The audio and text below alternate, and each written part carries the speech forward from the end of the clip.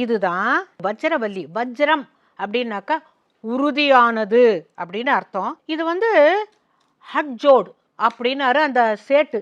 ஹட்ஜோடா, இது பேர் ஏன் ஹட்ஜோடுன்னு கேட்டேன். அவர் சொன்னாரு, இது எலும்ப சேர்த்து விட்டுருமா. எப்படின்னு கேட்டா, ஹட்டி அப்படின்னாக்கா எலும்பான், ஜோடு அப்படின்னாக்கா சேர்த்து விட்டுருமா. என்ன பண்ணுவாங்கன்னு கேட்டேன். இந்த பிரண்டைச்சாரையும் எடுத்து புளியும் போட்டு உப்பையும் போட்டு நல்லா காய்ச்சி, அதை அப்படியே இப்போ எலும்பு முறிஞ்சிருச்சுன்னு வச்சுக்கோங்க, புத்தூர் கட்டம் என்னமோ போடுறோம்ல, அந்த மாதிரி இதை போட்டு ஒரு துணியை வச்சு விட்டுறாங்களாம். அப்படியே உள்ளுக்குள்ள எலும்பு நல்லா சேர்ந்துருமா அப்படின்னு சொன்னாங்க. இது வந்து 4 பட்டையா இருக்குல்ல, ஓலைப்பிரண்டை, முப்பிரண்டை, களிப்பிரண்டை, தீம்பிரண்டை அப்படின்னு விதவிதமா இருக்கு.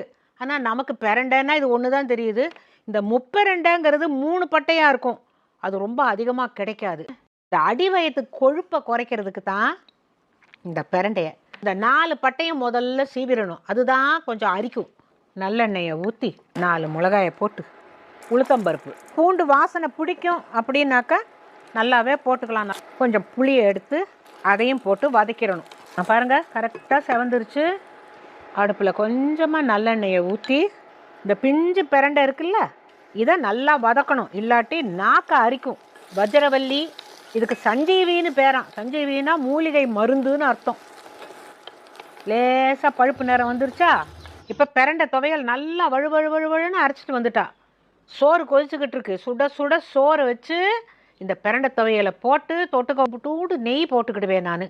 போட்டு அள்ளி தின்னா சொர்க்கம் எங்கே இருக்குங்கிறீங்க? என் தொண்டைக்குள்ளதான்.